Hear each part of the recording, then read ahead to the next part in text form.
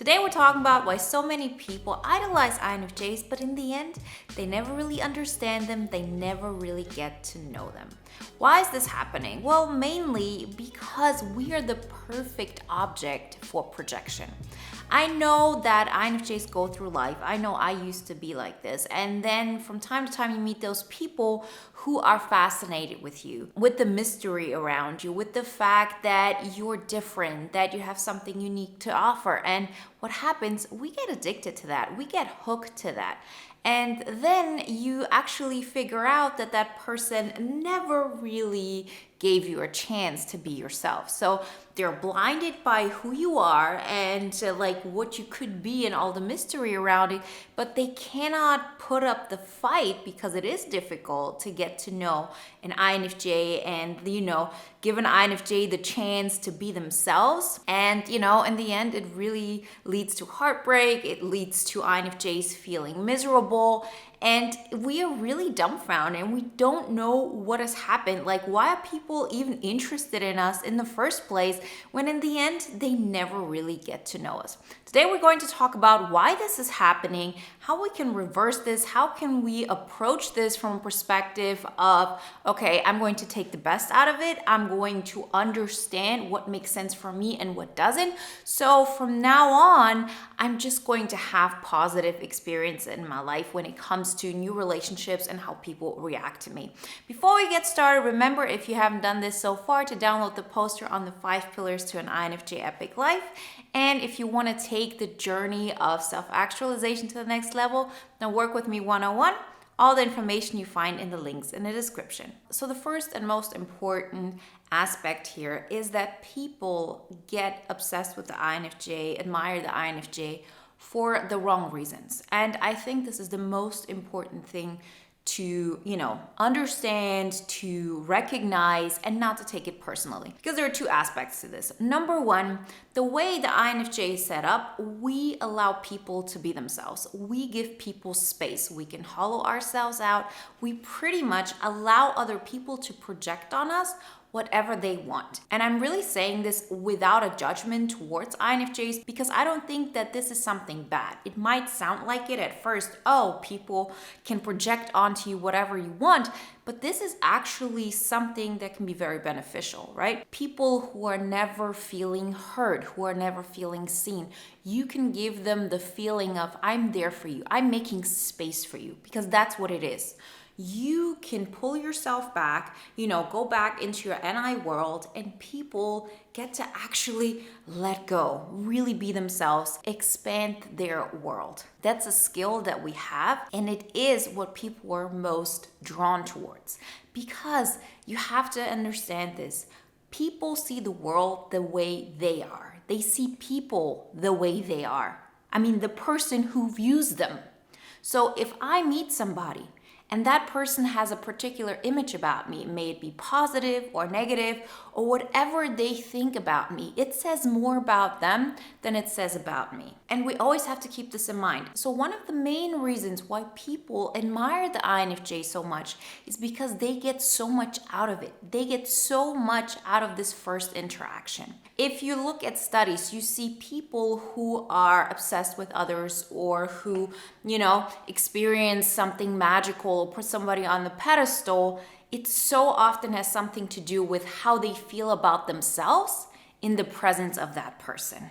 It's never just, oh, that's a great person, to look at and so on, but it actually has no effect on me. We make people feel something. We allow them to uncover something about themselves. So that is the one aspect to really keep in mind. It very seldom has something to do with who you really are because, and this is like even more important to understand, they don't know who you are.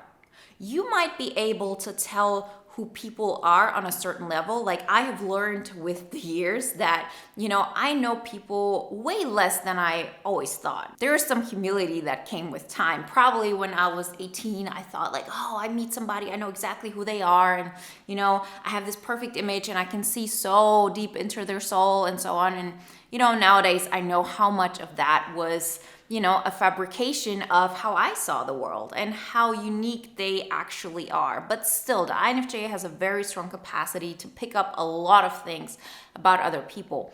Why can they do this? Because the other person actually shows us something through their behavior, through, us allowing them to be themselves. They are being themselves. They're being honest. And through that, we recognize, flaws. We recognize personal insecurities. We understand strengths and so much more. Can somebody make those conclusions about you? Probably not. Probably not when they first meet you, at least, because you are so programmed to making space for that other person that you're not really expressing anything about yourself. This is the typical INFJ thing. So even if we think, okay, that person really admires me for who I am, we're actually just showing them certain aspects that we know are going to be great for that person. We're not showing them those aspects of us that are maybe different than what they like. We're not showing them our insecurities. We're not showing them our biggest strengths. And please be aware, insecurities does not mean, I'm being honest with you and I'm telling you that I like you, or, that I'm not that proud, or whatever it may be. An insecurity can also be that you show them that in certain aspects you put yourself first. For a lot of INFJs, one of the biggest things that we carry with us that we think is like, something that we're proud of is that we put others first. But guess what? In certain situations, the INFJ puts him or her first. That's just the reality of it. That's what humans are all about.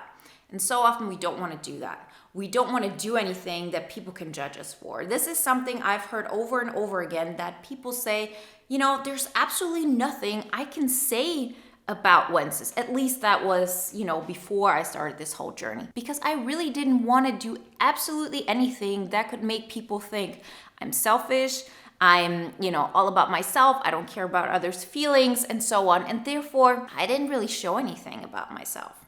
So that is the one aspect. The other aspect is because we don't share so much of ourselves on a default basis. And trust me, I'm not saying this is the way it has to stay. I have definitely found out that you can change. I have changed. I've seen people change in boot camp. I've seen people change through, coaching and the community altogether. Like, hopefully the videos in itself already encourage everybody to go down that path of, show more of who you are. But when we don't do that, we're really dependent on creating a connection. It's like you go through life, you feel alone, you feel misunderstood. It's like nobody really gets to know you because we keep that so hidden because of fear of judgment, fear of abandonment, because it would actually be counterproductive to our default state of, making space for others. That once you meet somebody who gives you a feeling of, oh, you're somebody special, we're hooked like that. We really get attached to that and we want that. It's like a drug, but it's not a healthy drug, because guess what happens? You get attached to that person and you want that person to understand you. So you start expressing yourself, you start actually showing them sides of you that aren't as perfect as, they thought they were, and perfect from a perspective of who they would want you to be. You become actually a real person. You're not this figure that they've put on a pedestal. And when you do that, guess what happens? People ghost you, people don't understand you, people pull away, they feel seen in such a way that, they don't want to be judged, because, once you show your true colors, more and more they recognize that you've been sort of playing a role in order to make them open up. They recognize that you're stronger than you were. And, that makes a lot of people very insecure. And that's the moment when they pull away. And that's the moment when they say, I can't do this, or I don't want to get to know that person. So this is a scenario I've experienced so often myself. And I've talked to so many INFJs over the years. I mean, think about it. I've been doing this for 8 years now. So you come across the same stories over and over again. And, you start to understand that this isn't just, oh, poor me kind of thing, or it's not even something like, oh, INFJs, it's just such a burden to be an INFJ and to go through life like this, because it can be, but it doesn't have to be. This is our default state. And the default state of people, not just INFJs, is the healthiest one. Our brain is conditioned in such a way that it protects us from danger. And it protects us from danger that existed, a long, long time ago. It's not perfectly designed for the current situation, for our current society, right? So we have to actively change the way we think. So if you're not careful, if you're not actively working on your mindset, your thoughts will always go into worry. They will always go into what is not working out. They will always go into, okay, others are the reason why I feel so bad. And we as INFJs have such a capacity of self-reflection. We just gotta use it in a way that also makes us feel good. So how do we change that? How do we approach that? Well, you understand that you cannot fall back into this mode of, oh, I'm going to rely on that admiration, because it will never last and it's not real. It's not about you. It's about who the other person wants you to be. If you want somebody to really like you for who you are, to really understand you, you have to throw this whole admiration thing out of the window. Like, really forget about it. I used to get admired in such a way of, oh, that's an INFJ. And I'm not saying people went up to me and said, oh, that's an INFJ, but I recognized how they felt seen, how there was some, special connection, how there was something deeper. And I was really addicted to that. The moment I understood this isn't leading me to authenticity, really, although it felt like it, I actually started expressing myself way more. I became way more human. I became way more opinionated. And, guess what? People didn't admire me so much anymore because I wasn't this blank canvas that they could project onto absolutely everything that they wanted. I became somebody who's different than what they would like it to be. And so I started liking myself. And because of that, people actually got to know who I really am.